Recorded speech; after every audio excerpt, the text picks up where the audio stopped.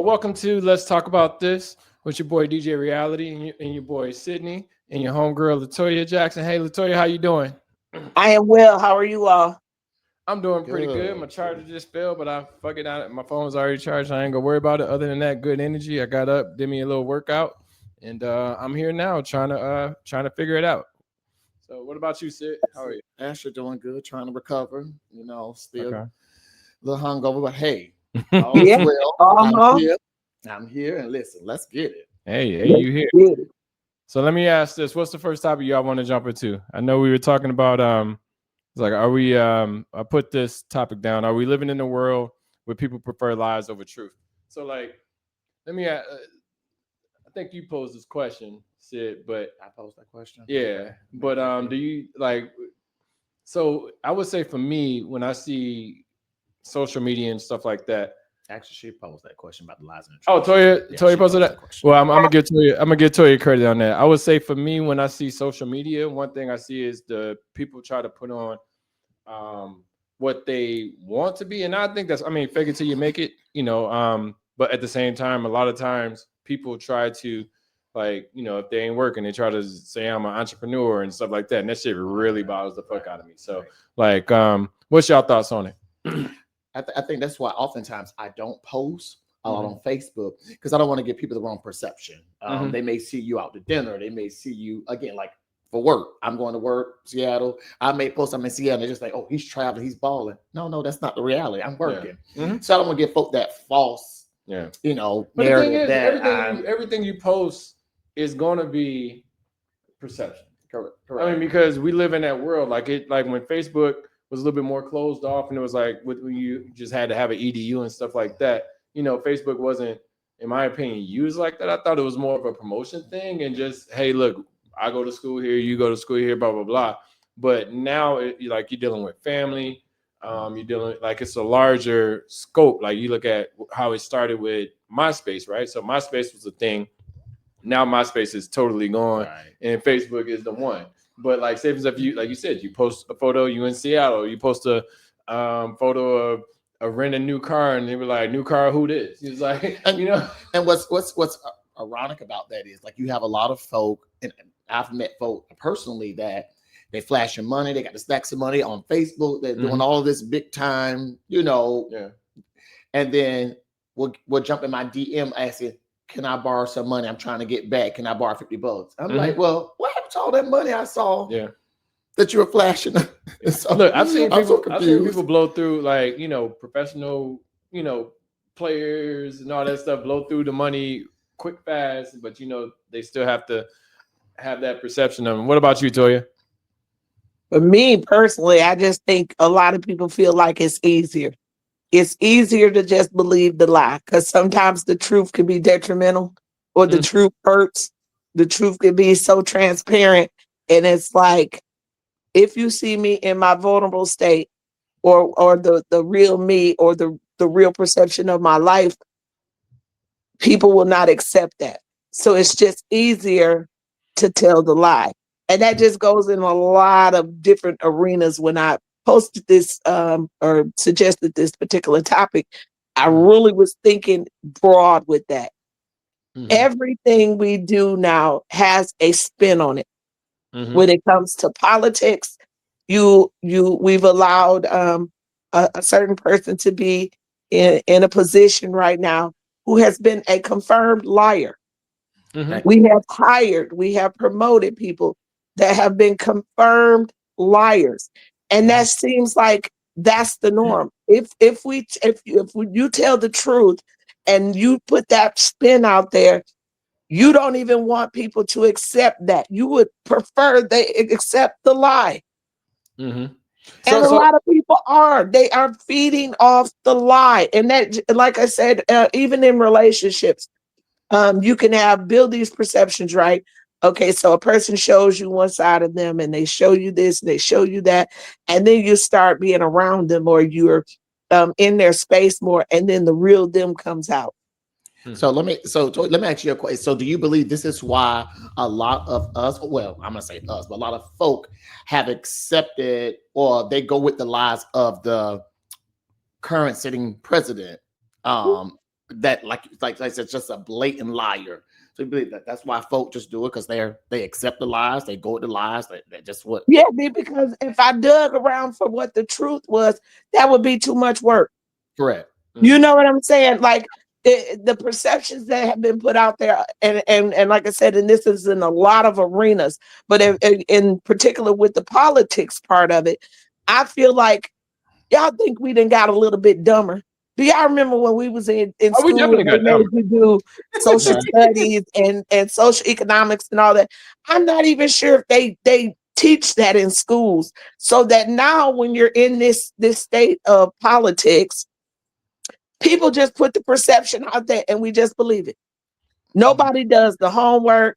People don't get out and politicians and people that are running for certain offices don't get out and do town halls. They don't like to really do debates.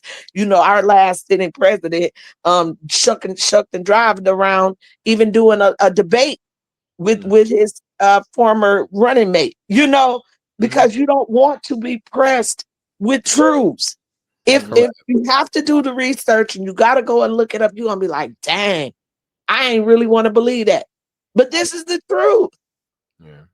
But look at it like this. Let me ask this question, because I know that, like, as an example, I remember in the past I dated a woman, and when I dated her, before I dated her, she said she had no kids.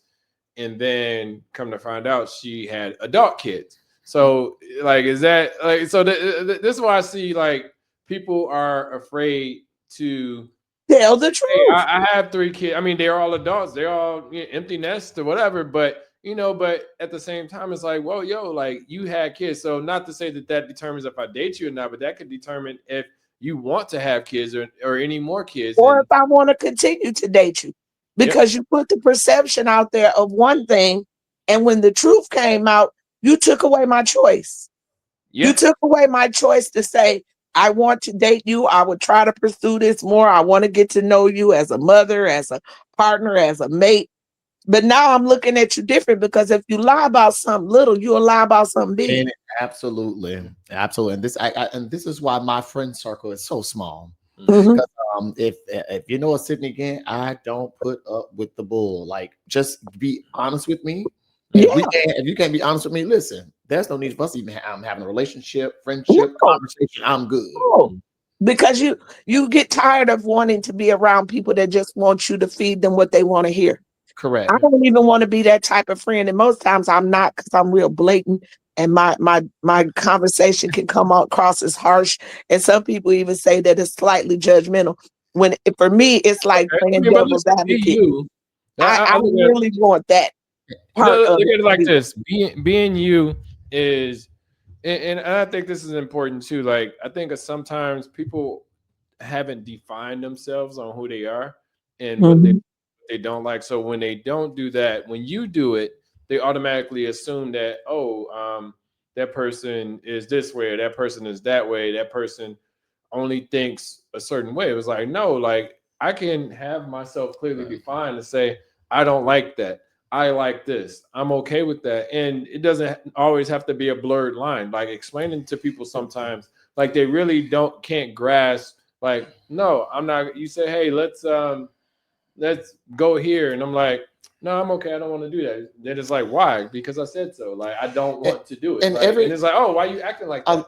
But a lot of folk, they don't know how to receive that from someone that's honest. And like an example, I have 2 good friends. March 1st is my birthday, right? So we had a dinner. Okay, Aries. Pisces. Aries. Oh, Pisces. Yeah. I get right. Pisces. Okay. All well, right. you in the month of March. My birthday is 27. So we was out to dinner, and these 2 particular friends, we were at dinner, and the one friend was telling the table, I'm grateful for Sydney, love him. He brought me into church, yada yada, just going on raving about me, right? My second friend flew in from Houston, same thing, having a good time. Well, as the night went on, they were just having this other type of this banter, this conversation, whatever it was they were talking about. And you know me, Toy, you remember when I'm intoxicated, I was feeling good, I was feeling myself. So I was like, the night is about me. It's about me. Yeah. It's my birthday. Yeah. You're celebrating me.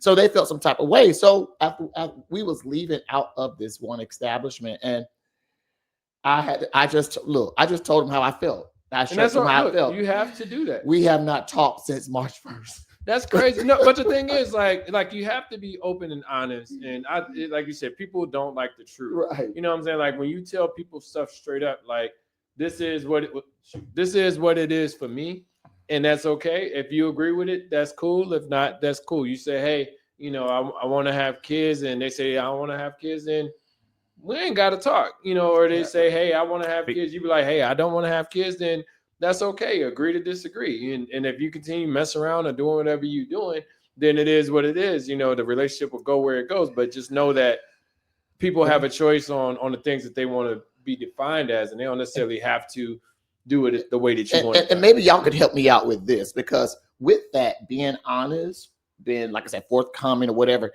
you have folk, oftentimes they may say they don't mind you being honest. However, it's like, it's how you say it. It's the delivery. I said it how I said it. Like, I don't mean no harm. And if you know me, if you know my character, you're my boy. Yeah. I'm not pacifying you. Like, this is what it is. I'm telling you how I feel. Yeah.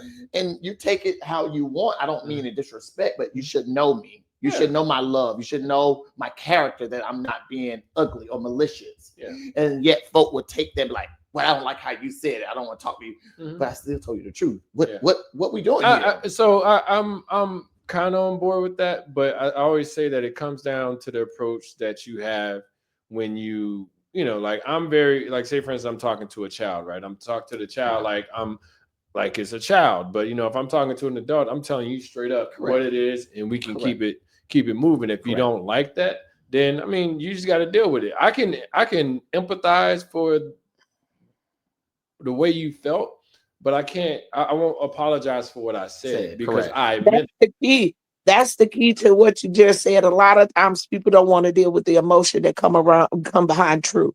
Right. A lot of times when I tell people that I do prefer the truth, even if it hurts. Allow me to process what I'm feeling, receive what you're saying, and either adjust what I'm doing to maybe offend you or hurt you, or receive what you're saying as your truth. Right. And then process those emotions that come along with it. It's okay. I'd rather hurt in the moment and be like, yep, that hurt. But at least I knew your truth. I knew where you were coming from. That's why a lot of times in relationships, things get so convoluted. People will hold back what they really feel to try to pacify the other person. You might say to yourself, you know, I was liking her in the beginning, but I don't really like her. But I'm gonna keep on coming around and I keep on dealing with her. But now my the way that I treat her is different. It's coming across in my actions that I don't like her as much or like him as much, without sitting down and having the conversation saying like, hey, when I first met you, you were very chivalrous. You were a gentleman, or you were very ladylike. Now I come around and you don't really get yourself together, or you don't open doors, or you're rude, you're dismissive, you're a non-communicator. What happened to the person the representative? See, what happened to the representative that came to the table? You know what I'm saying? And so when you're in relationships, and that goes with whatever you define a relationship as, a friendship, partnership, whatever. That truth line is always so blurred. Yeah. So you could have people that's working with you, right? And you might be producing or making a body of work if you're a singer or actor or whatever. And you have a person that's around you all the time talking about, that's great. What you did was wonderful. I love that. And then I'll go back to the circle of friends or confidants and be like, ooh, that song was horrible. Oh, that poem didn't, come together right. And so that was your truth, but you didn't want to share your truth so that the person you're telling that to could grow. Maybe that would mean I would go back and look at that song and like, okay, let's really listen to this. So you said something great, and we can. I like the music part. We gonna go into the bullying because I feel like people do bully people to do what they want to do. But one thing you said, like say for instance within music, is like and this, I mean, I'm glad you brought that up. It's a great example. When someone puts out a body of work, a CD or stream, whatever, there has been 15, 20, 30, 50, 100 people in a room with them at one point in time that said, you know what, that is great. That is some great stuff that you're doing. And then when you hear it as a consumer, as a listener, that's a mess. like, why the hell they make this album? Like, what were they real thinking? Friends. Right. So it's like, yes, I'm never going to be the yes man. Like, I'm going to make sure that you, like, I'm gonna give I want to say brutally honest, but I'm gonna give my honest opinion on or my honest truth on how I feel about things, because a lot of people just don't they don't receive it well. I mean, so to go with the topic, I A feel lot like of times they don't receive it well. You'll hit an emotion where they be like, "Oh, she just a hater," or "Oh, he just a hater." Yes. You know, they really don't like me, and you think to yourself, "But I'm your friend. If I'm your friend, I would want you to be honest with me, and I want to be, have the liberty to be honest with you." Like you were saying, Sydney, when it goes to character. People that know me well, because people that say that to know me is to love me. I am super genuine. But a lot of people will tell you, Toya ain't never changed.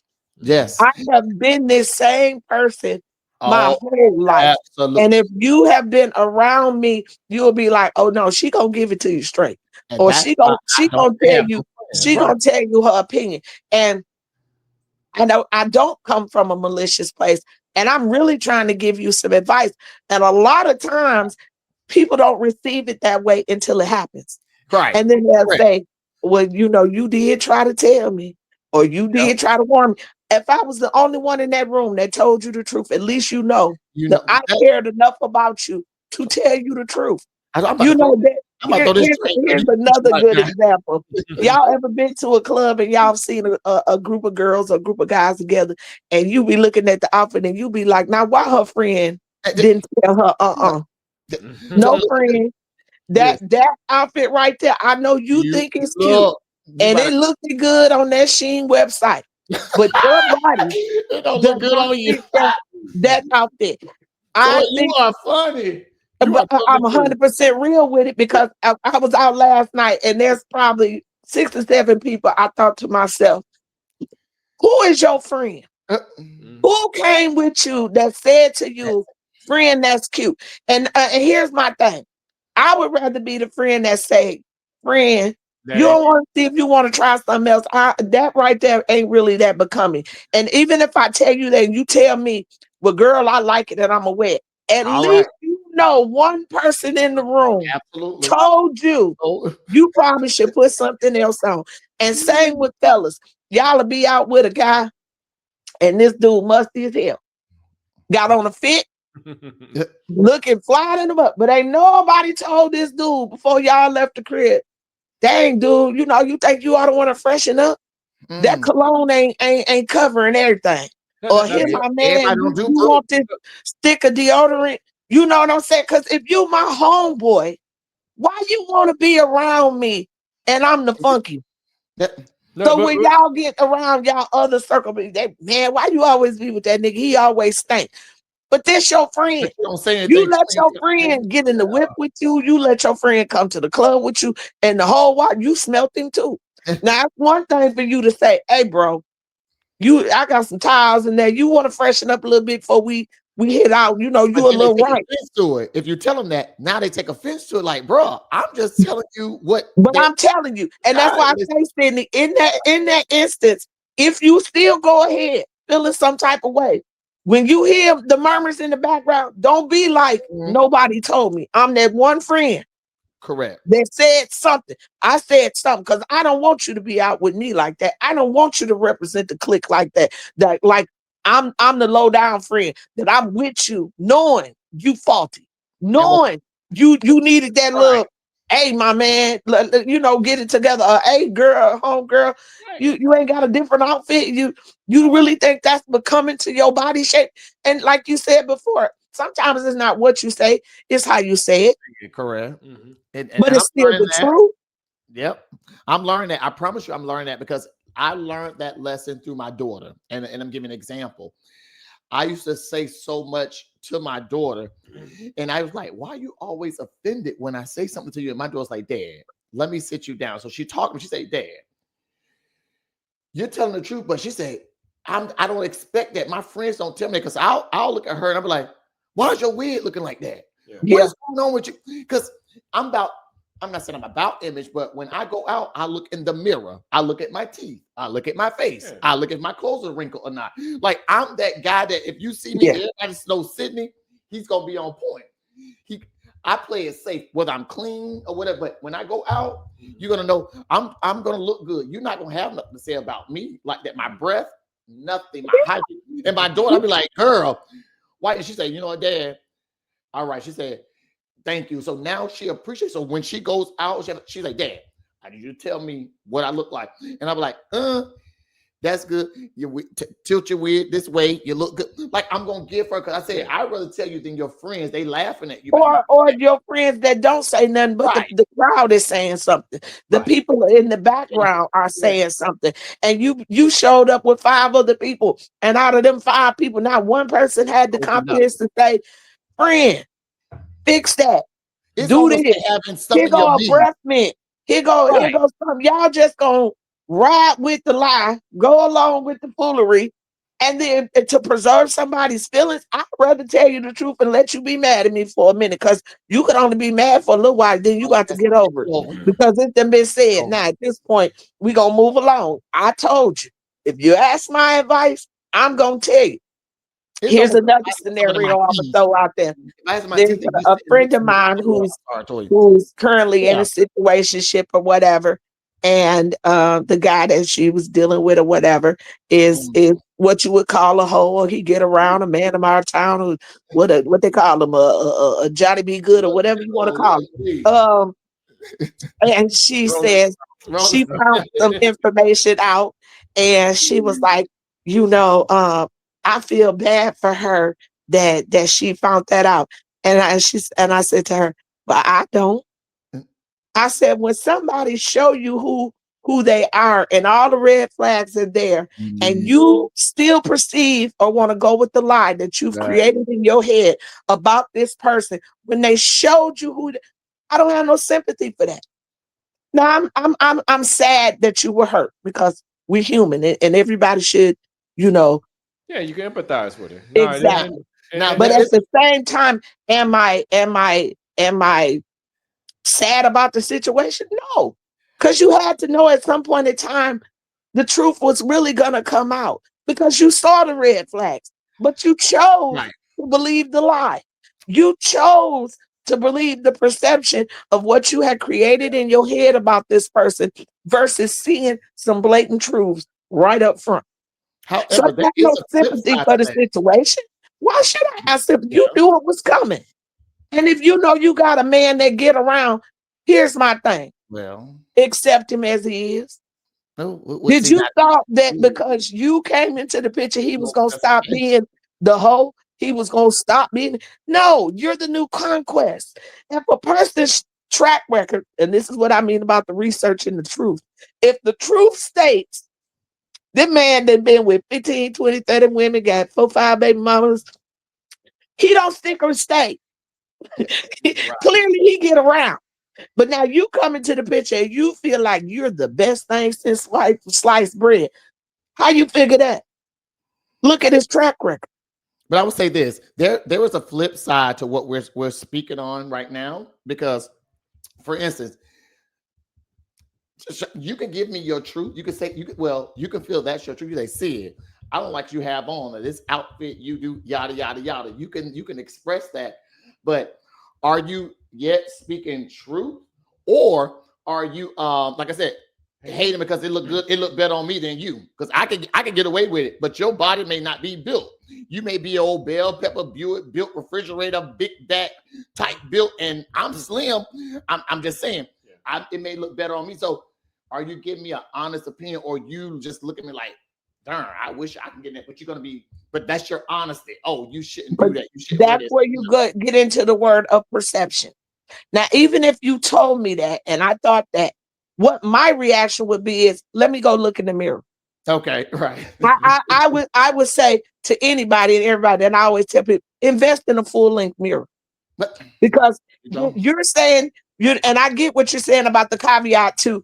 Oh, is he really just hating? But even if he's not, let me take the initiative to go take a second look. Correct. And if I go take a second look in the mirror and this shirt really is tight, it's cutting off the circulation on this muscle. You know what I'm saying? If my body built like a upside down pear or a triangle, and I look in the mirror and I really look at that and say that is appealing, that's fine, because now I'm in my truth. I believe this looks good on me. But it ain't because nobody told me. Let me say something real quick. I think with that too, you gotta, because sometimes with people, I've noticed, and I want to say everybody, but sometimes people are comfortable with the person or the group that they're with to not look as good as them, so they can look that much better. Yeah, you know what I'm saying. Right. So sometimes people aren't going to tell that truth, so they can still be the one that's shining, the one that's getting the pick me, what do you call it, pick me, whatever phrase it was. But all that being said, sometimes you got to be cautious of like, well, you got to be self-aware that, hey, look, I put on this, I think it's good. Even if I'm musty, hey, this is the best me. You know what I'm saying? But at the same time, you should be able to take that information. If somebody be like, nigga, if you don't get your musty ass in there and wipe off the deodorant after Well, you know what, Shantae, to speak to that part of it, I would say that's when you know the circle of people you're around. Correct. When you know the character, and this is what Sydney said before about character. If I'm with 5 girls, I know which one of them 5 girls is cut like that. Gotcha. Mm-hmm. It depends on who's telling me that. If Shantae is telling me that, because Shantae is my boy. Shantae been with me since I was a kid. I know his heart don't mean let your ass go out and be like, Toya, you know what I'm saying? He don't mean me no. This is my boy. So if my boy is telling me this, let me take a second look. Absolutely. Let me, sniff a little. Let me, because I know who this is coming from. If it's the hating ass friend that when we get in the club, she always got something to say about everybody else, I might take what she's saying with a little grain of salt. If she comes into the group and I'm fine, I'm the finest one in this clique, whoop de whoop whoop, I might take what this person is saying with a grain of salt. But if it's my quiet friend that I've been friends with for 35 years, that don't never say things to hurt me, I'm going to take what she say and give it a little consideration, because she wouldn't have said it unless she felt something was a bit off. Correct. I mean, and sometimes I will allow, and so we can move on. I will allow folk to do what they do, express themselves how they want. However, if I hear the chatter from others and you're my friend, I'm really going to say, no, I'm saying friend. I don't mind you doing, that's how you express yourself. It is what it is. But boy, girl, that's what they saying. Look, check that. I got you. So I'm gonna leave it with that, and so we can move on to the next topic. Hey, real quick, I want to ask this question because I didn't see this stuff at all. Honestly, you had mentioned the Republican chat that with all of those comments, some out of a monkey and all that stuff. How was that exposed? Because some people were like, well, somebody said if somebody reads this chat that we could be in big trouble. So it's kind of like they knew it was calling people monkeys, the watermelon people or something like that. But I believe someone of their own circle. Me too. Yep. Put it out there because again, it was this has been going on for years. Like they've been doing this. This is not a secret. So for someone to put it out there, it's someone that's vengeful. Someone is like, you know what? I'm sick of this, or they may have had a change of heart or whatever. If they was vengeful, when you think they put their names on it? Well, yeah, they put their pictures out there. They pictures all that is out there. I mean, I'm saying so within the group of text that I saw or within the image, like I didn't see any names associated to it. So I'm just curious, like, did they say, well, this Republican or this person within the chat? Cause you know how like when you look at like when we texting and stuff like that, I see Sid name come up, I see Tori name come up. So like, was the exposure more just to show what was going on in the chat, or was it more so to call people out? No, I think it was more so to expose what was going on in the chat. So I agree. I think it was more so to expose. And like you said, Sid, I believe that was a person that was involved. And you never know, you might start dating somebody of the opposite race or religion or whatever the case may be.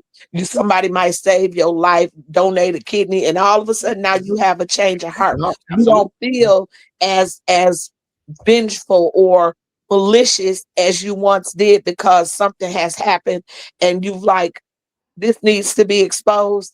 Or you also got some of them people that be working.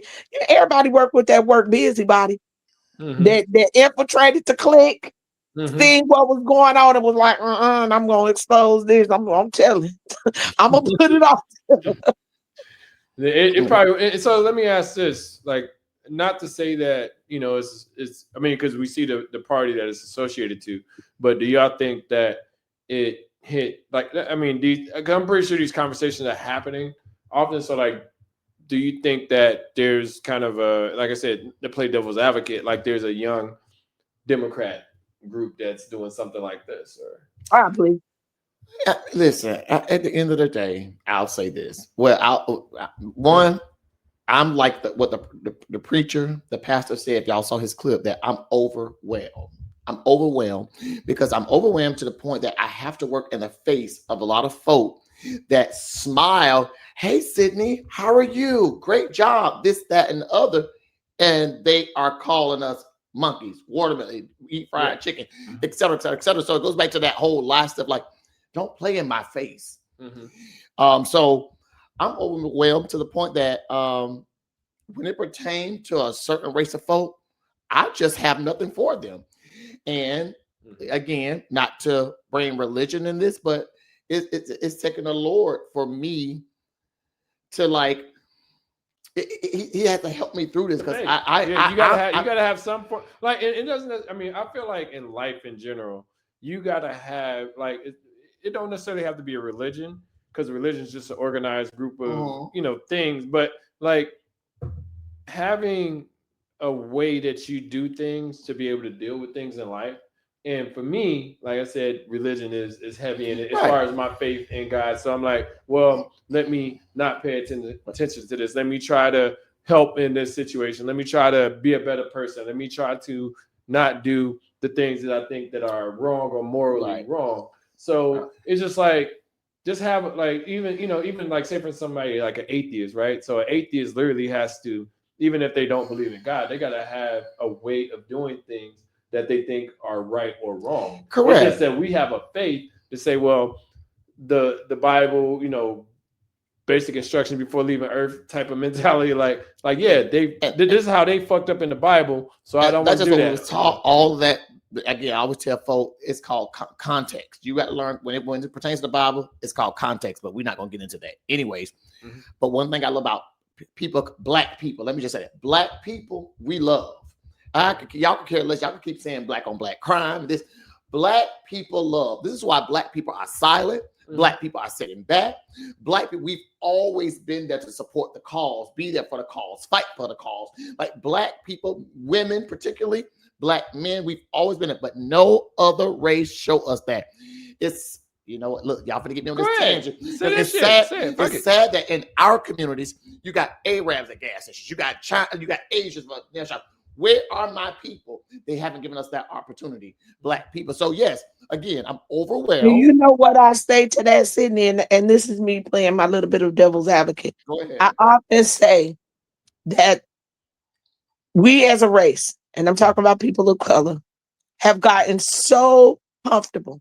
We think that because now we can sit in the front of the bus and we can own the homes in any neighborhood and we can make a certain amount of money, that we have forgotten the struggle that got us there. Correct. I could honestly say in our lifetime or in our parents' lifetime, they have seen racism go from being very blatant to a little bit more muddled, but it's still there.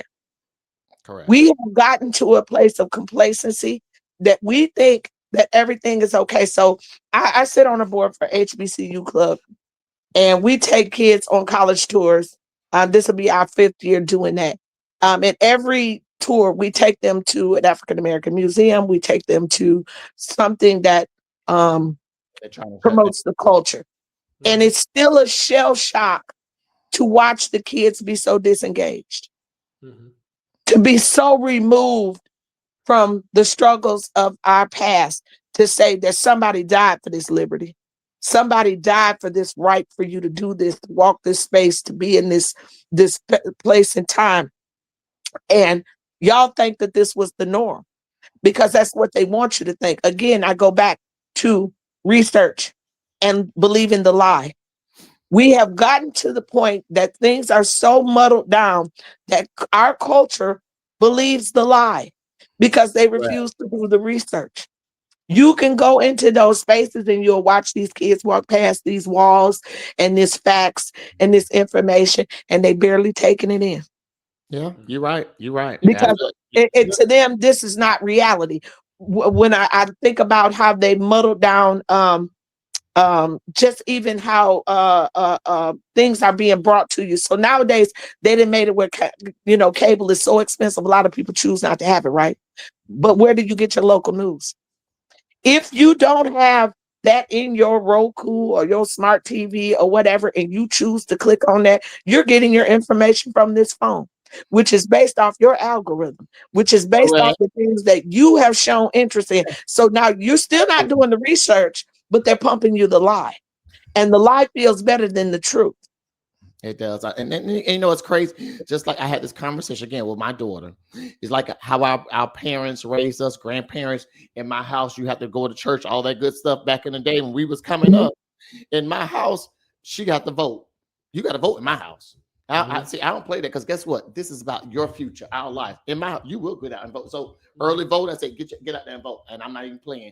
There is no even the conversation. Anything she want to do, but in my go vote. But look at it like this: like we're not. The problem I have sometimes with this is we're not that far away from the civil rights movement. We're not that. I mean, we have it like what 60 years. I mean, my mom was a part of racism, prejudice, all of that good stuff good bad stuff that was happening in the 50s and 60s. Like exactly. My aunts have dealt. I mean, great aunts have dealt with it, but and it's weird too because sometimes you want to know, and I feel like that information is so suppressed within them that they not to say that they don't want you to know, they just don't want you to deal with it. So sometimes it could get lost in translation of things that we dealt with in the past. I feel like even junior high school, there was a split within race at times. It's like, well, like here's the white people, here's the black people, here's the rest, because like when I grew up, it wasn't we had all of the cultures. It was literally damn near if you weren't black, you was white. Even if you was Indian, even if you was Mexican, hell, I didn't even know the difference between Latinos until I got to college. Honestly. I didn't know what a Puerto Rican was. I didn't know what literally until I got to college. You can actually pass for it. I'm just saying. You get treated different than I get treated because your skin is a little lighter. Come on. Yeah, you're a little light skin. So look, I get a different treatment than he would. They're a little light skin. Yeah. No, it's funny. It's just interesting that in the things that were provided. Like I remember in third grade, that was one thing that really sat with me. I read the autobiography of Malcolm X, and I remember, and I'm a fucking third grade. I'm like, damn, they killed his pops. Damn, like he's doing it. So like Malcolm X was more of my upbringing. Like I wasn't like slinging bean pies or anything like that. But that was more of my attitude towards people. But at the same time, I still had a general kindness to everyone that was around me. So it wasn't as if I was, like all white people are the devil or anything like that. But it was just like, but be careful because of how Malcolm X was treated, how Martin was treated, how Harriet Tubman was treated, like slavery. Why do we continue? And I'm not saying we're not, but it's just in my set. Why do we continue or have to be kind and giving and loving people? Black people. I'm saying black people. I ain't saying people called black people. We have to be kind. But it's always against us. Mm-hmm. This is what I like. Now it's because that is what the world has already put us at the lower part of the totem pole. I'm saying being kind, as in like for everybody. So I'm still on guard for the racism, the prejudice, and stuff like that. But I'm saying like I try to go into everything with optimism, right? Like this person is is a good person. But then when they were like, but I'm on guard, like, okay, well, I don't like the stuff we was talking about earlier. Like, I don't, like if I'm like, okay, that person might have something against me or something like that, or just is the fuck nigga in the crew, then I'm definitely like, But okay, well, I'll be that's kind what to I'm him, saying but is, I'm but that's what I'm saying is, we lead with kindness until you show me different. Like, I think black people, I always say black people, God chosen people. Let me just say that. Anyways, we lead with kindness. We meet you, hey, how you doing? Whatever. What's up, brother? What's up, sister? Whatever. No matter what race they are, until they show us different. Yeah. But they already have this preconceived notion. I don't like that because he's black. Like, they already have hate in them. We don't. That is what's been embedded throughout time. They have already taken us and deemed us as being the lowest on the totem poles. If you go back and look into history, this is why they augmented the pyramids and different things. Once they found out that those things depicted people of color or a person of color, they wanted to go in and change those looks. Yeah. Because what it did was gave us power. A lot of people don't, like I said, don't want to do the research, don't want to do the history. But we were very affluent. We were a very affluent race. They took the knowledge and the things that we had because they wanted it. And to make it seem like it was right for them to take it, they had to make us feel less than. Correct. And so that's why when they say racism isn't born, it's taught. It's true. Yes. So you brought up It's a true great because even when you have people that you work with, and I say this all the time, I got some people I love to death that are people of non-color. Right. Love them to death don't mean I trust them. Yeah, look, They say, if you put both of us in a room and there's a situation, they're going to do what they got to do to save themselves. And that's the part that we sometimes forget in our race, to cover ourselves. Yeah. Stand up for yourself. Don't allow that to be the norm or the okay. I've worked in many spaces where I've been the only one. And I've learned to turn it on and turn it off. And this is and why it's okay. your point. But I tell you what, when you go back and check, I'm gonna make sure those I's are dotted and them T's are crossed, because I know what my worth is and I know what I bring to the table. And in that space, I would not allow you to talk to me or treat me as if I'm less than. Correct. But I'm also aware that when you're in your comfort zone and around your people, that's how you truly. Yeah. And I'm bringing this quick point up.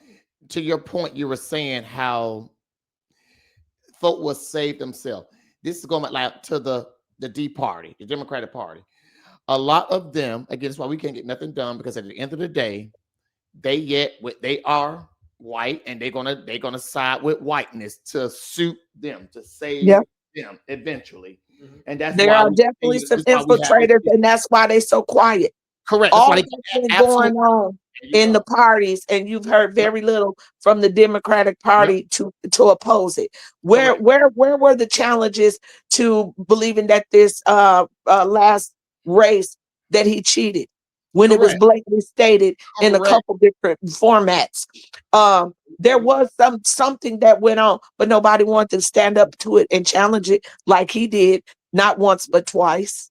Right. They didn't. Nobody wanted to say something is wrong here. That you mean to tell me in every congressional area, Kamala got nothing? You're right. Yeah. You had all the millennials and the Katy Perrys and the what's the girl name that go with the Travis boy? All these people that came out in support of, and all they followers. And you mean to tell me that in certain areas she got zero? That's that again, to yourself. They're saving themselves, and that's my because they infiltrate, because they're in there and they're going, we low key agree. Yeah. So I look at it like this. One thing I've noticed, and you kind of alluded to this, and this is like the difference between races and stuff like that used to bother me, like when we were younger, or even as an adult. It's like, well, I remember one thing specifically was like, well, you talking white, or you talk like if you talking proper and stuff like that. It's like, well, you ghetto, and that stuff used to like really bother me. You know what I'm saying? Because it's like, what does ghetto mean? Like, does ghetto mean like I'm getting it the way that you don't know how to get it? as ghetto mean like I'm not the scum of the earth, but I'm black and I don't know how I can't get it no other way. And that used to like really bother, like, because the thing is, when you in these rooms, when you move around these rooms, you can't just be in there like, okay, I'm just, I don't want to say be myself, but you know, you got to talk with a certain, hey, with a way to explain things. Like you can't just say, you can't go into a space all the time and say, well, I'm just going to be me. And I'm saying like talking slang. But it doesn't matter how educated you are. This is why no one can sit here and tell me nothing about Jasmine Crockett. I love the energy she gives. Give it to them. She speaks our language. She is a beautiful black woman. Not only that, she's educated. I'm not gonna let these white folks sit here to call her ghetto. Whatever. We all coming for them. You call her ghetto, we coming for you. Stephen A. Smith, we coming for you. Bro. Let me ask you this question. You brought up the topic. Now, and you see, I'm kind of passionate about that. I want you to jump into it. Tell us about, or give us a little bit more details about the Stephen A. Smith and Jasmine Crockett thing, so the listeners can have a little bit of understanding. Well, most of us have saw the clip with Stephen A. Smith speaking against Jasmine Crockett, saying that again by her being ghetto, that she uses ghetto rhetoric. She's attacking Trump, and she's not getting any work done as it pertains to her constituents in Houston or what have you. However, they can say whatever, but Stephen A. Smith, as a black man, stupid black man, I'm gonna tell you that, and I hope we see this. You speaking against a black woman that's for us, that's speaking for us. You want to speak against her, but you have not said anything to this about this white man, this Donald Trump, that is saying all type. He don't even like your race, but you're for him. Jasmine Crockett is, as she's preparing us, she's trying to help us. Say, listen, I need all of you to prepare. I need all of you to pay attention.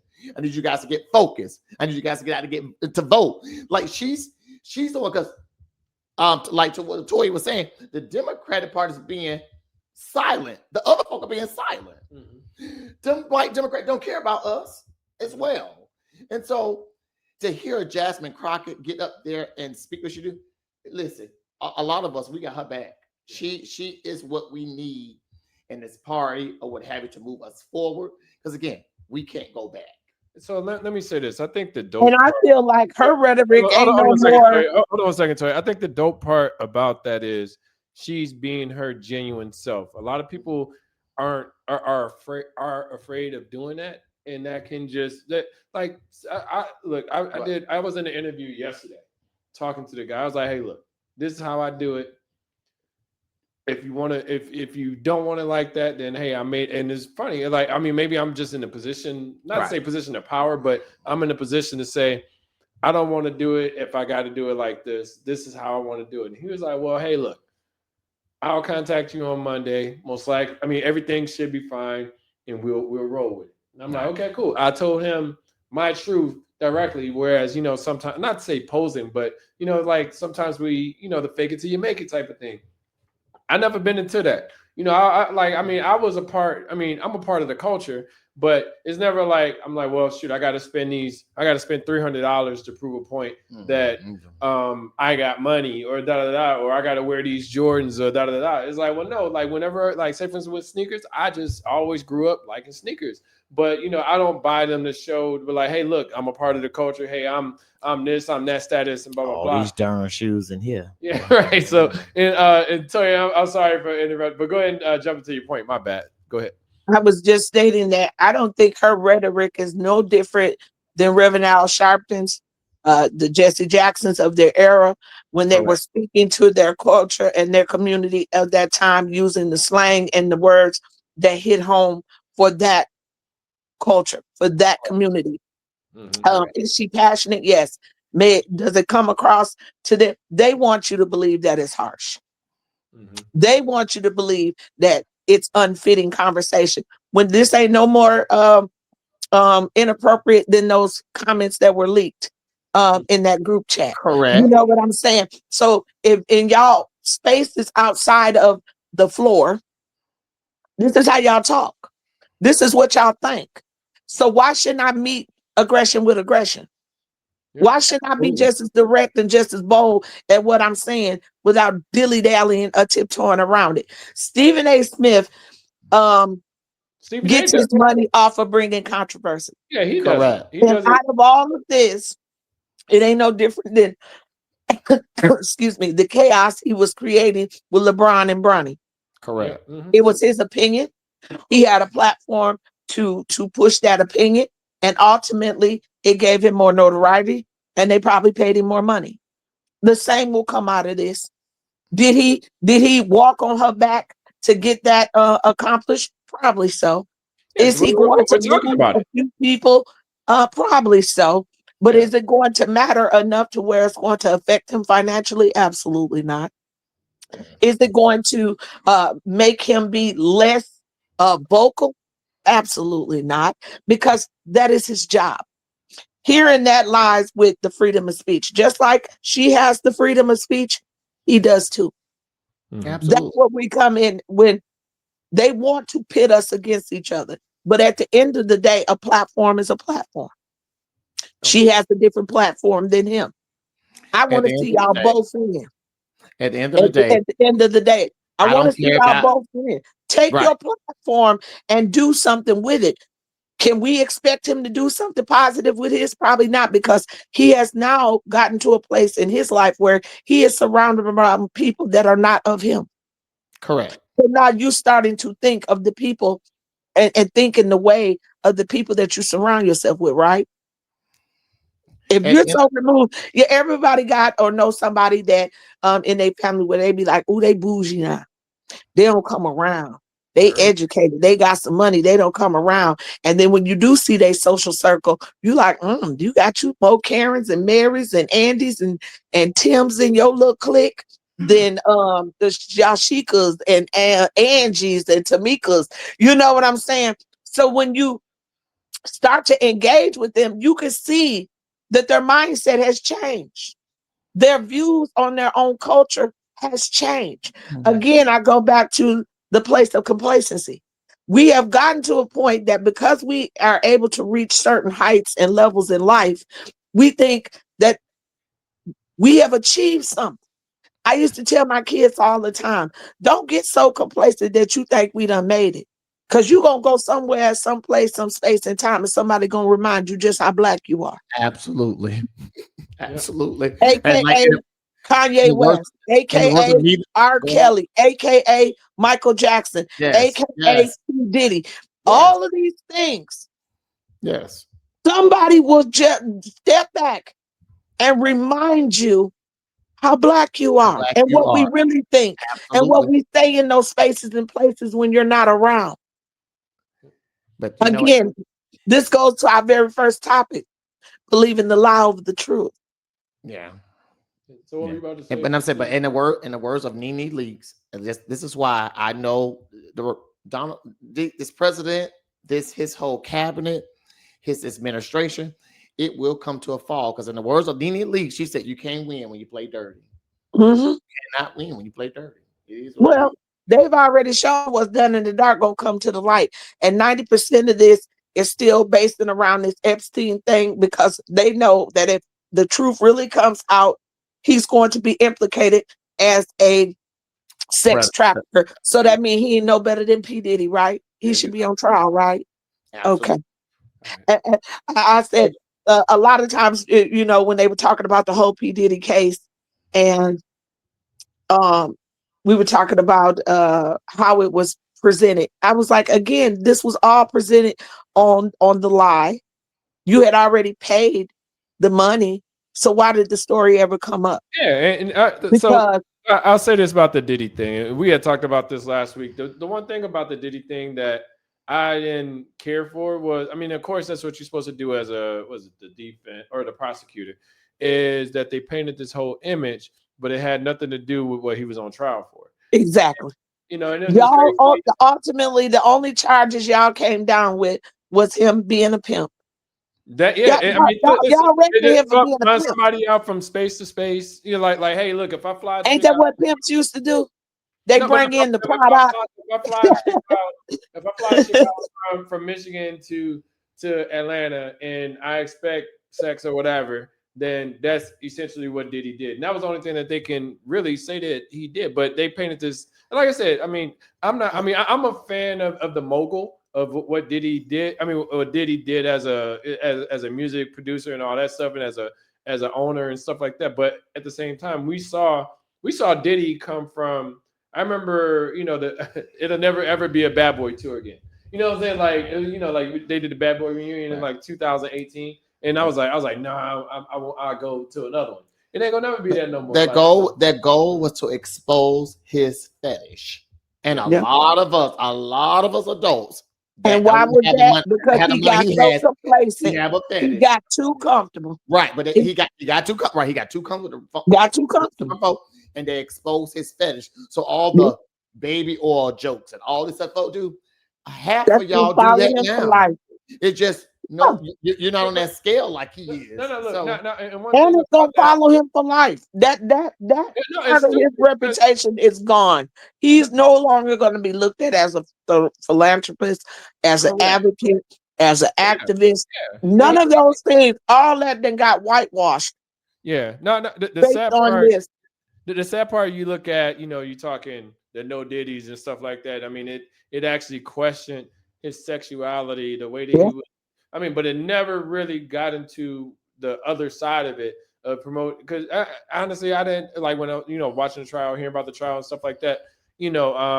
Putting him, they were like, well, why did he, get on the stand and blah blah blah. I'm like, well, why would he get on the stand for them just to ridicule? Like, sometimes people don't understand how the court system works, and if you can do more damage than you can do more positive, then it's like, well, we're not going to have you speak. And then honestly, like you said, with what's her name? The chick that he was with that got on the stand and got the $30 million. I see her as the villain. Cassie. Yeah, I see her as more the pimp than anything. She literally got away scot-free. Nothing like. So it's stuff like that. She is a perfect example of somebody going back and showing you what I can do when I go back into my space and place. Yeah. And when I go back into my space and place, because she didn't go find her another man of color. Mm-hmm. When got her somebody that won't think the way that needed to be thought. He had no money. Yeah. He couldn't continue to give her a lifestyle that she had been used to for over 10 years. Mm-hmm. They had to come up with a plan. Yeah. And I bet you, because pillow talk is real, one day y'all laying in that bed and he telling, you should finally tell your story. Y'all done had these 2-3 kids. How you gonna provide for them? Diddy's trial has exposed a lot of what's currently going on. And this is whole different, another topic and a different podcast. Because see, I can go there. There's a lot of men that want to point fingers at him, but they're doing everything, not just with women, but with men. And we can go there. Let me tell you something. I can write a book, and that's why I hate to speak on like the DL, the fetish, all this stuff. I can speak on all of that because again, been there, done that, been around it, know them, and again, and some happily married with their wives. But guess what? She ain't doing it all for him. And because it's almost like this analogy I always give my friends. There's a man, my friend, you can marry that virgin wife all you want to. They say, oh, she's wholesome, she's Christian, she's this. But let me tell you about that wholesome wife. When you've lived that life with Bonquisha and Quanquisha and all of them, where you so used to going into in back of buildings and back, there's some fucked up ass names, nigga. I'm just saying, back of cars, and you've done all this all your life. She dropped down from a ceiling fan and dropped down on it, but that virgin wife is not going to do that. So and again, you think that them urges go away? They don't. Right? You go up again. It's like a bear hibernating. Mm-hmm. That virgin wife, she didn't give you what you want. So that bear gonna come up. So you're gonna go back to that fetish. Absolutely. Absolutely. And guess what? It's going to come out. So that's what I say. We're gonna get to that one. Yeah, we'll get it. All right, let's pivot the conversation. You had mentioned the what's her name? Tammy Roman. Tammy Roman. Talk about that a little bit with her daughter and the whole wedding thing. Well, like I said, she was on what Candy Bird speak on it, and she was speaking how like again, she doesn't accept her girlfriends. She doesn't accept her girlfriend's. I'm saying, hold on, I'm sorry. Let me back up. She doesn't accept her daughter's girlfriend. Let me say that. So her daughter's girlfriend can't be around, et cetera, et cetera, et cetera. And I will say this. Okay, Tammy Roman has to right. She has the right to feel the way she do. And I'm that. As a gay black man myself, I get it. I don't expect my mother to accept, to want to be a part of, or anything of my lifestyle. However, I'm an adult and I don't care what you want to accept. Girl, you can either want to be around it or not. Yeah. If you don't, oh well. If we come to your house, we can get a hotel. If we come to that city, we go to a hotel. If you come to my house, this is what's going on. If you don't like if you come to my house and that's who I'm with, you have to accept who I'm with, or don't come to my house. I think that's just the bottom line. We get to this point in life that we want acceptance. It's almost like when I told you the Ghostface Killer's son, and he has a song going up against him talking about, or his son has a song talking about, well, why haven't you accepted me as a openly gay man? And it's just weird that it's like, fuck pops. Like me and my pops are cool. You know what I'm saying? Right. But it's funny. Like if he didn't accept me for who I was, then I wouldn't fuck with him. You know what I'm saying? Like it's just sometimes it's just life. You know what I'm saying? Like shit. But you got bickering family members that one person, like the Kanye song, aunt comes in the room, the uncle leaves the room type of stuff. It's like, well, sometimes that's just what life is. And I get it. Sometimes it's hard because everybody has, like your whole crew, everybody that means something to you has accepted you. So then the one person that, like your mom, like who means the most. Like I remember it's weird. I remember I dated this Indian woman, and not that I was afraid to bring her around my mom. I was just more so afraid on what she would say. Like if she would offend her. You know what I'm saying? So it wasn't like I wasn't bringing her around. I brought her. I was like, Ma, this is blah blah blah, and this is who I'm with, and she was cool. Like I had all of this stuff in my head that she wasn't going to accept because she wasn't black, but at the same time, she ended up accepting it with open arms. There was this clip that I think that was this mother, and because I don't want to misquote the clip and say anything wrong, but there was a mother speaking to folk about her son. Her son has now transitioned.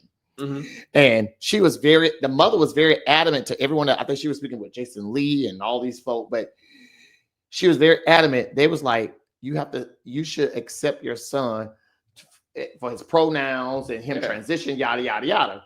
And the mother was saying, she said, listen, I had him. And when I had him, he was a boy. He came out as a boy. He's not a girl. Regardless of what you guys would say. He said, and you know what? I agree with the mother. That's her son. You cannot change her mind as to who she had. You can't say, you can say all day long. That's the truth. That's the truth. Like if she feels a certain way, I'm just saying, like, look. But everybody was against the mother because she was saying, I don't accept him as her. But look, I look at it like this. There's fuck niggas and fuck and fuck chicks out there like that, okay, that's who that person is. I accept them for that. I don't fuck with them.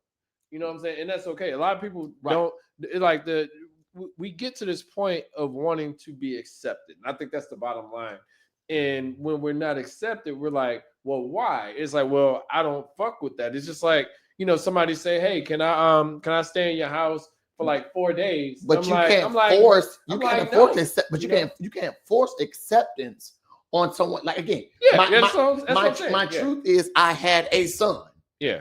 Because he may have transitioned. That's all good. And that's his life as he become an adult. However, me as a parent, you can't tell me what I don't have to accept they transition. Look, go even further. If you transition to a woman and I'm a man looking at dating a woman, do you feel like that should be exposed up front? Like you should like if you transition, do you think like somebody should tell, or the transition person should tell the person that's potentially goes back to what Toya was talking about truth. Go back what you're talking about. If I like you and I transition and you looking for a woman and I look like a woman, what have you, and you find me attractive, whatever, and we connect.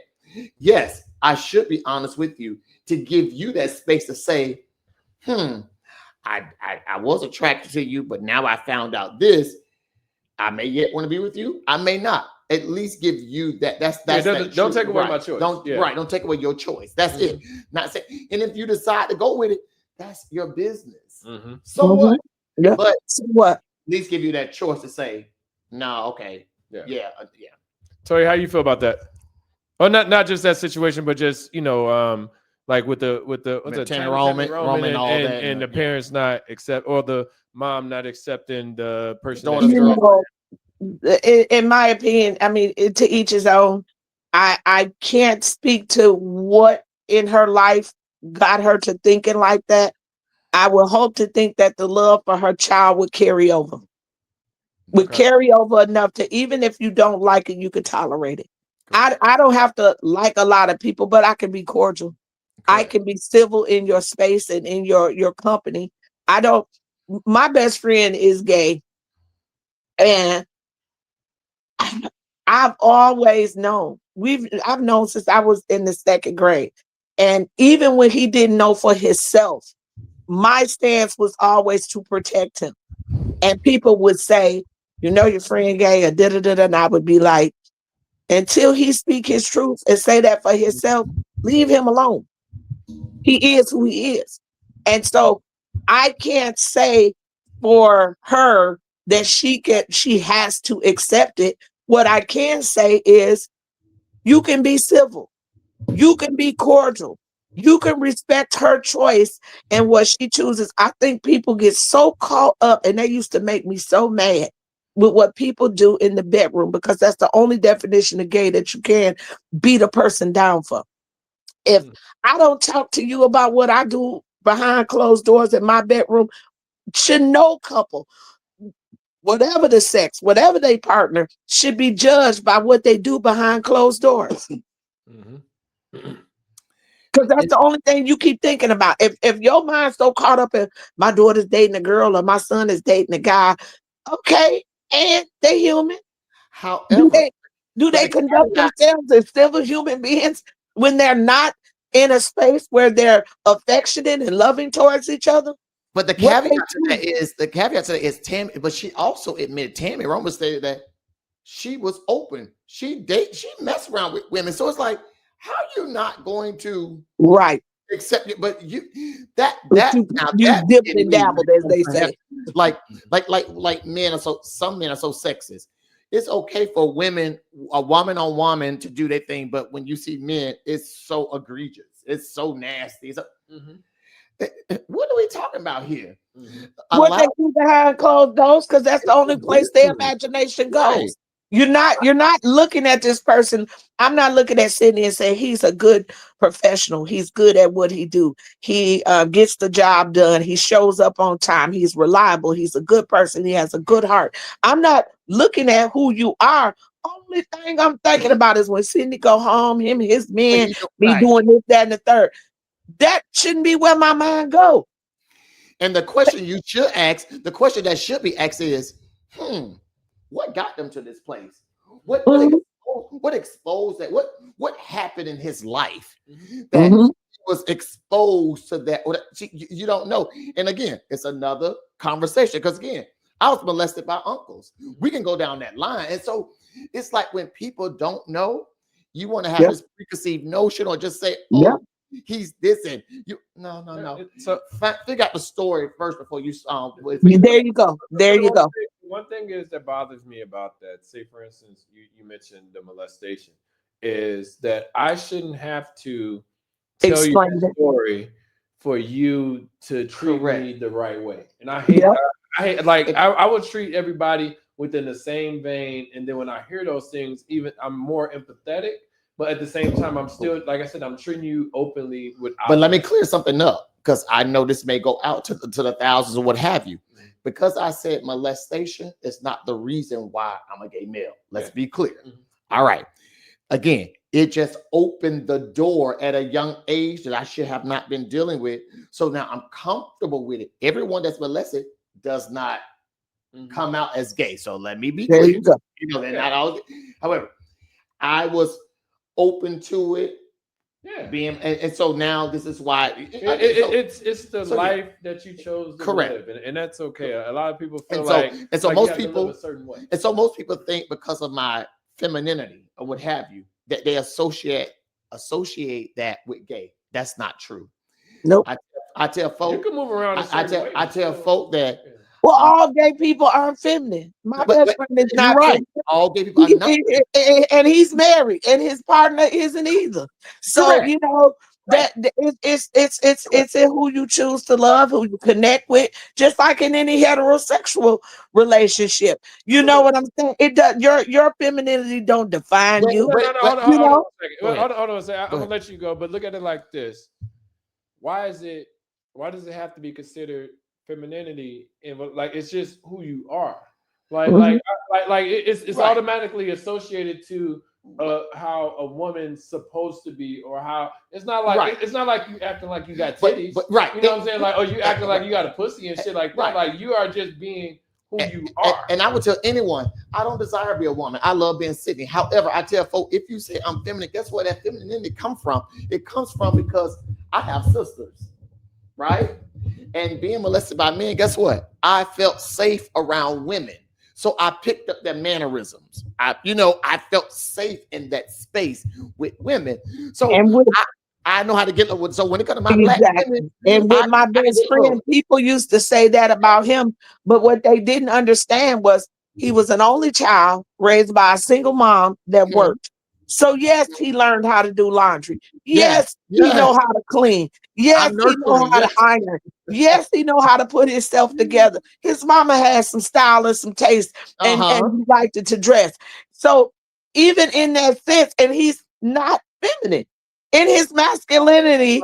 He is this way, and people be like, we knew he was like this, and I'm like, no, his mama at work. He got chores to do just like you do at home. He got to go home and wash dishes. He got to go do laundry. He got to go get himself together, because that's what you do when you're a child and you learn chores and it's just you and your mom and she's at work.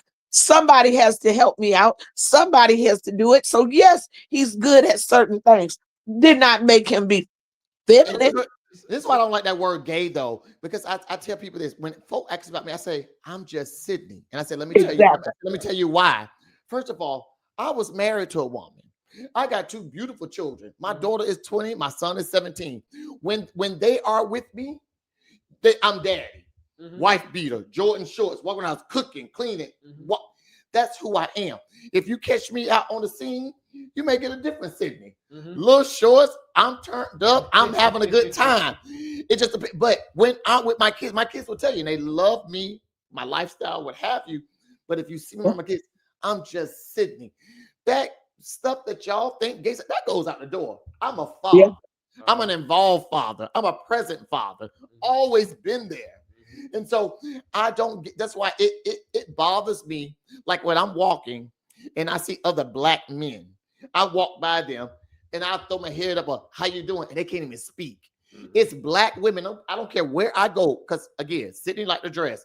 You may not see this in the podcast because it's a podcast. But anyway, when I dress, black women, when I go to the store, they say, you're beautiful. You're handsome. I love your swag. Like black women always boost my head. Hey, dress how you want. Dress how you want. Ain't nobody telling you. Oh no. Where the outside clothes? No. But it's black. Bring them clothes in. But I don't it's care. Black men that always looking crazy. I'm not like, bro, what's up? Like you're my brother. I got your back. Right.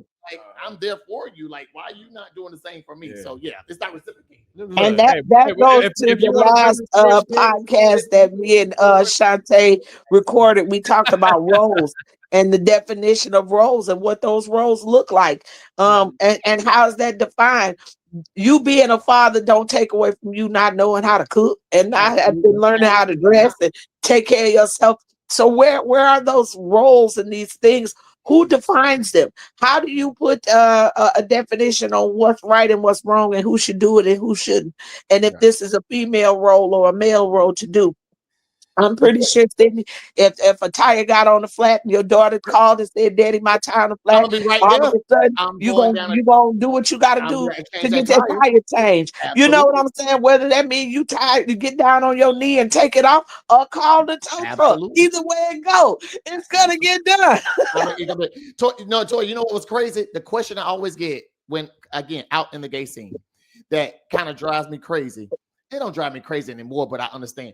Some guys, like, when I say I have children, they be like, are they adopted? No, Ooh, I got pussy. What you mean? I was married. Why am right, I gotta right. have and no shade to nobody else, but why y'all keep asking it? Again, they're looking at my femininity. Oh, you can't. No, I was married to a real woman. I got real children. I got a real dick. I got a real dick. It And worked. you got them naturally. Y'all didn't go and get no test tubes Right. and nothing like that. You made them naturally. You see my daughter, my son, go on Facebook. She looked just like me. Everybody like that. That's your, it's like, but why y'all giving me that? Why I can't have children naturally? Like, I don't get that. Sometimes they don't understand, Sydney, that at one point in time, it may have been difficult for you to live in your truth, but now that you're living in your truth, you're just happier. You're so much more at peace being who you are. And a lot of people dream about that, even if they are attracted to the opposite sex. The basic cores are the same. Some of them still want families, kids. I know a lot of gay men that I'm personally cool with that wanted to have kids and want to have them the natural way. They don't want to have to go and do this, that, and the third. They want their semen. They want a real egg. They want their DNA to be involved in some way of the process. So just because you live in your truth and you're happy with who you're happy with, don't mean that some of the basic things that people dream about in life aren't attainable, or at one point in time weren't real to you. At one point in time, you thought, I want to be married, or you wouldn't have never asked the lady to marry you. You thought, I want to be a father, or you wouldn't have took the necessary steps to produce children. So now that you have come into a new phase in life and you're living in your truth, that don't take away from the life that you had. They're here. The silver lining to it is they're here. I have a lineage. I have something to leave on. I can tell people that I'm a grandpa at one point in time in life. I cannot wait for that day to be a part of the grand. Yeah, I can't wait. Exactly. So, sometimes people get so caught up, and I guess that's the part that frustrates me the most, is the nuances of same-sex relationships, that they don't see people are human. And to be honest, I'm gonna give you a fun fact. I'm gonna give you a fun fact. To be honest, and again, I don't know what this video will go out to people out there.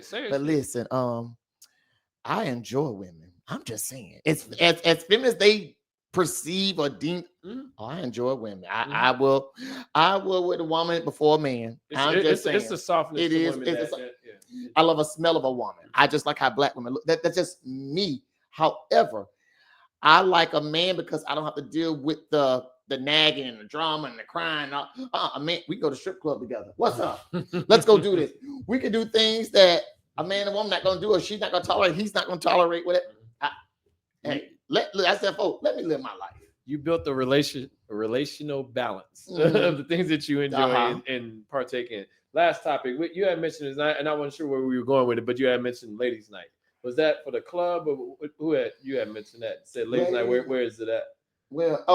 I mean, I don't know if I mentioned. Look, I'm wrapped up in everything I was saying, so let me calm down just a little bit. Okay. I was trying to make it light. You know what I'm saying? But there isn't like a lot of ladies' night out there anymore. If you remember back in the day, ladies like clubs and like after 5. Ladies get free drinks. Ladies get free drinks. I don't see them.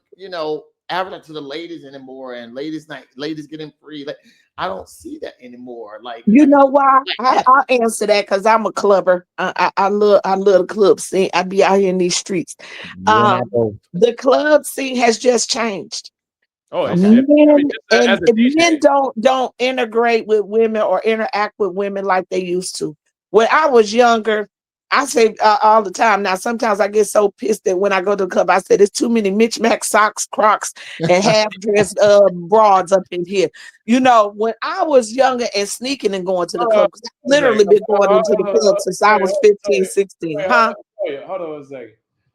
mismatched socks and Crocs. Yeah, because sometimes you'll look down and you'll be like, you really came out like that. And where I was going with that is they don't take the pride in themselves. Even when I was sneaking to go out, it was something to get dressed up. It Yeah, was something I to feel put my on ugly the shirt. clothes. It was Absolutely. something to Right. kind of appear to look like you were playing that role, like I'm grown enough to be in here. Yeah. You know? And then you would go to the club and a man would sit at the bar and you was trying to get a drink. He would get up and let you sit down. Yes. And sometimes he would offer to buy you a Like drink a drink. and all of that. That has stopped.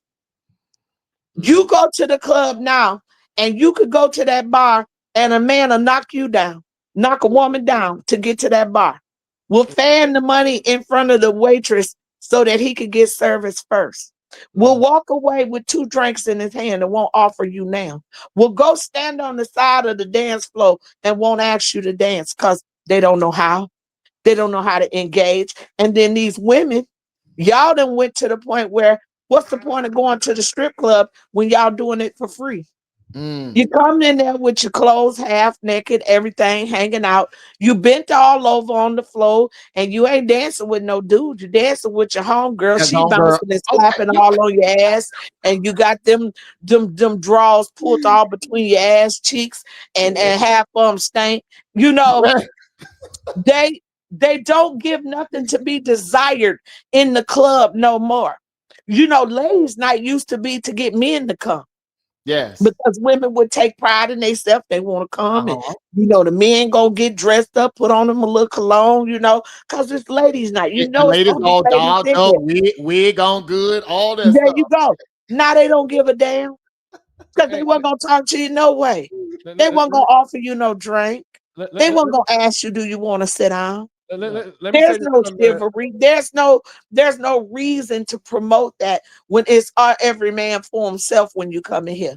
no look at it like this and I see it from the DJ's perspective and then from the patron's perspective. One thing I learned, like from promoting parties, DJing parties, and actually attending parties, is that some of the like there were goods and bads of how the club scene used to be set up. And I say, or a bar or whatever, like the one thing that used to bother me the most, especially as a promoter, was having people wait outside for no reason. And I feel like that's people still do that from time to time. Right. Just depending on the event or whatever that's there. But I always looked at it as I'm waiting to get in the club to pay you at the door. I'm waiting to get in the door to buy a drink. I'm waiting to ask this woman, and most of the time I will say this. One thing I've noticed is with the change how the club is set up, everybody is clicked up. So it's like, well, they clicked up with their boys and their girls.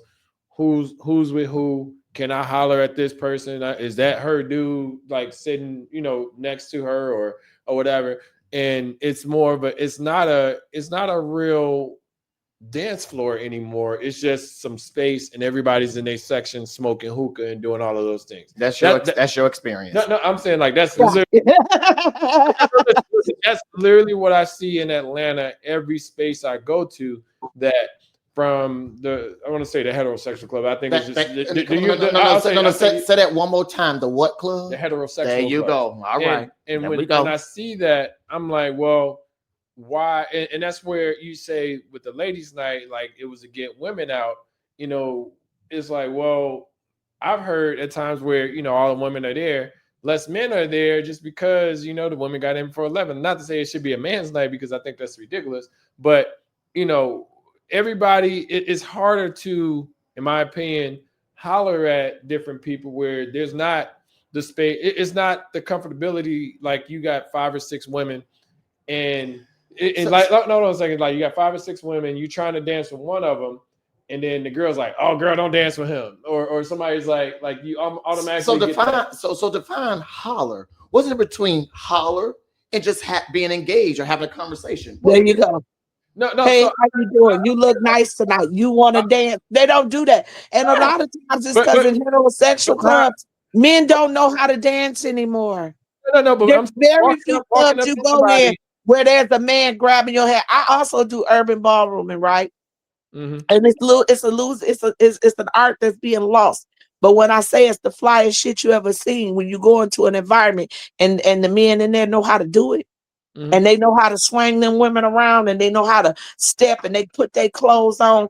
You don't see that with these young folks. But Not to look at it. mention But look at social it like media this. has taken away people's men's ability to get up enough gumption to spit some game. But Now Tori, we're just jumping your DM and I think I was liking her, I peeped her, or whatever. Whereas back in the day, before we had all that, you had to get geeked up. You had to come with look, you a little game. look, You had to approach a Tori, girl look at and it be like like, this. hey, you So, know, so you, baby, that look good, or you looking good, and try to yeah, get some conversation going. They don't do that. And Toya, when I say I Toya, go out Toya, everywhere I go, and they don't do that. you gonna let me talk today? But what I'm saying is, like, as an example, you say the ballrooming thing, right? How, like, say for instance, you do the urban ballroom, Mhm. and you see men, know how to do it, and then you go out and then you go to these spaces where they don't know how to do it. Like, you automatically exclude the men that don't know how to do it because they're not in the same space as you. So No, not you're for gonna me say, hey, I want because to do a ballroom. They're not gonna know what to do because they weren't a part of the ballrooming class or the space that you're in. no, there's a difference because typically when you're going to go do something like that, you go to a space or an environment that promotes that. That means everybody in there has that ability to do that. So when I go to a ballroom, an event or something, and here we call it First Fridays, there's an event that Uh-huh. happens every single Friday that is geared strictly towards that. What I mean in the regular social club type of scene, they just don't know how to dance, period. When I was coming up younger, and I don't know about y'all, but when in the 90s, we had parties all the time. When I was going to Muskegon, and then when I was younger, You had we just parties partied. We in threw junior parties, we had parties, but we also were cool with dudes that knew how to dance. They had little cliques that would do routines, and they knew how to move around. In our class reunion, Shantae was, I think there's a clip of him and one of our former classmates, Lamel, and Lamel could dance. Mhm. Dudes don't know how to dance. So Uh-huh. they rather stand there and watch you bend over and give me the free strip show, because that's what I would do if I go to the strip club. I'm just gonna stand here and watch, but I don't have to give you $1. And so I don't this is have why to pay you five. I I don't have to do invite any both of of that you. so that Right. I can pay attention to you bent over on the floor with your ass half out, you slapping on your breast, you got your homegirl doing all this. I don't have to engage with you. I got the show for free. But this is why I invite the both of you out if you are interested. I always tell heterosexual straight people, come out with me to a gay club and see. And I hate the notion, the sticker that people think that someone. We don't do that. If you want to come to a Bulldogs on the Monday, let's say more women, straight women, come out to the Monday Night Drag Show, all of that. Once it's over, I'm getting on a dance floor, dance behind a woman, and she having a good time. She's not intimidated. She's not mad. She all up on me. We having a good time. Or a guy. People just dance. If you see the dance floor on a Saturday night at the Bulldog, it's crowded. Everybody just dancing. They're sweating. With dance music, whether it's reggaeton, whether like whatever it is, we just having a good time. We're not standing there watching, be like, Oh, I'm gonna get we're him. not Stand doing back and watch it, waiting on something to happen, waiting on that first person to go out there, and then it's usually correct. two broads that's on the floor, but there's some raunchy song on, and she's shaking and bending, and a friend behind her, and she's slapping and blah blah. And so why I gotta engage with her when I'm getting the show for free?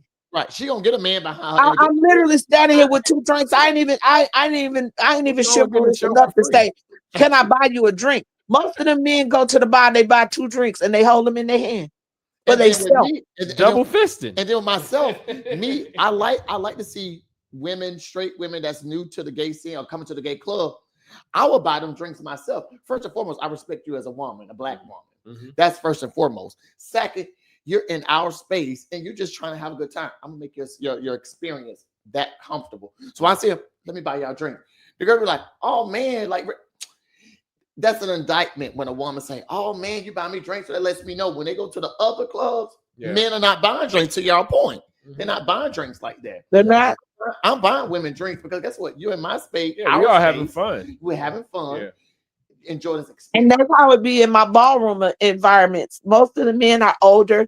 When I first started doing it about 14 years ago, I was probably one of the younger people that had just joined in our particular area. That when I started learning, now when I go, it's like I'm watching these people get older and older, and the art is dying off because they can't get younger men to want to learn to engage with a woman. Right. In your ballroom, and you have to dance with the woman, you have to hold her hand, you got to pull her Right. close. You know, you have to engage. You need to smell good. Your breath needs to smell right.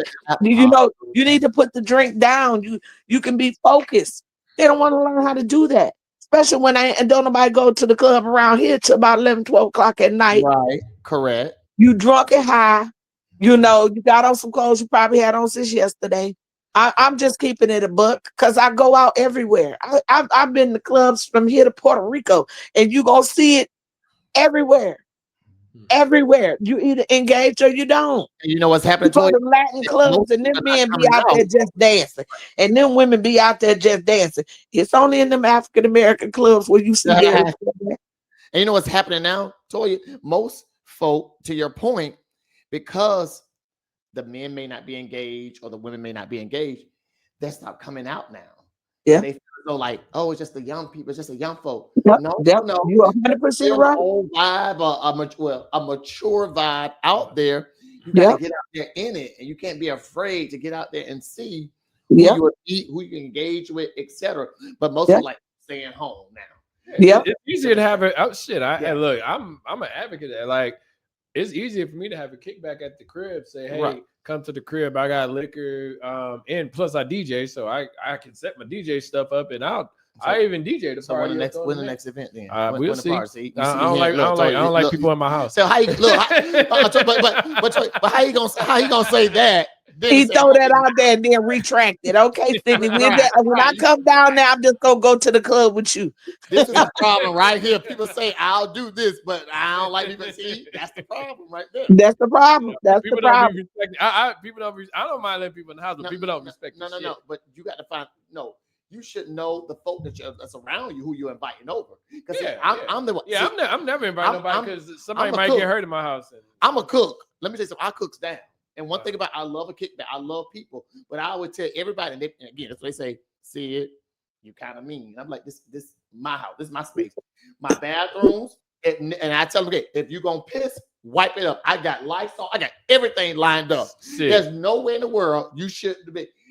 I had a dude come to my house in a kickback and ask me could he use my master bathroom because he didn't want to use the other bathroom because he had to take a shit. I'm like, bro, don't take a shit in my house.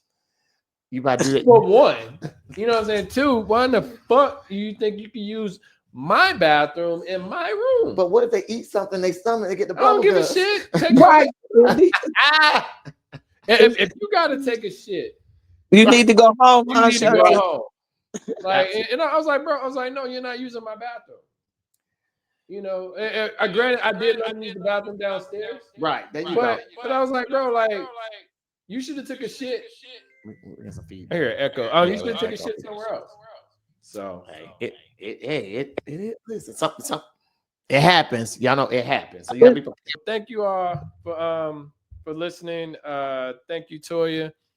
Thank you for having me. Nice to meet you, Sydney.